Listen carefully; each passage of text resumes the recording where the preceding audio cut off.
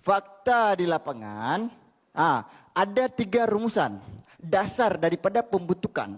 Ini dasar sekali bagi seorang intelektualitas yang ada memangku jabatan di kantor gubernur.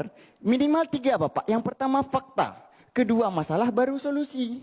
Urangnya orang-orang tekip atau grupo. Urangnya orang-orang dilahirkan solusi. Fakta di lapangan tamu 4. Fakta di lapangan data yang dilahirkan oleh BPS, nyonok cetak dalam yang apa badan no.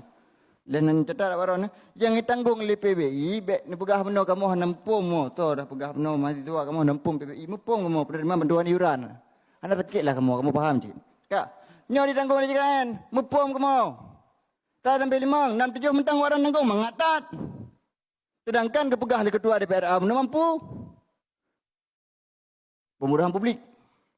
Dan tengut dalam kan? Nampun tengut.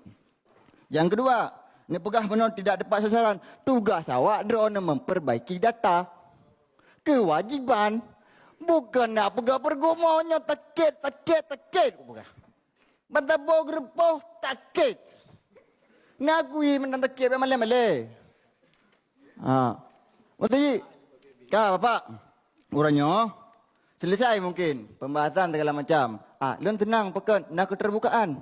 Dari DPRA ada keterbukaan. Informasi bahwasanya ini sudah dijalankan begini. Tapi dari Pemda, sedari awal tadi mereka masih kekeh dengan produk gagal ini. Ibarat dia pegang tangan ban dah bawah Pak Tok Mak Wet. Tok Mak Weng dah bawah ban. Nyo produk gagal dia pegang 2 bawah mentang nak pilih negara nak peguk mau. Ini batalkan juga deh, baik ini jalankan. Ketika hari ini disahkan oleh DPRA, bahwasanya ini dicabut, jangan dipaksa dijalankan di 1 Mei. Karena kenapa? Data tidak mencukupi.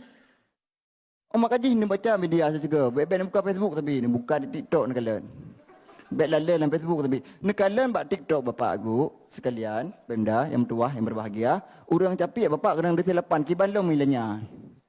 Kak capi agaknya netakat long di selapan hambur dengan kira-kira. Sakit awak dah nah. Pak nagalan tadi nyokan haba tabu. Mungkin kamera, cikalan kamera. Nagalan nagalan. Gimana cara pengaruh mereka?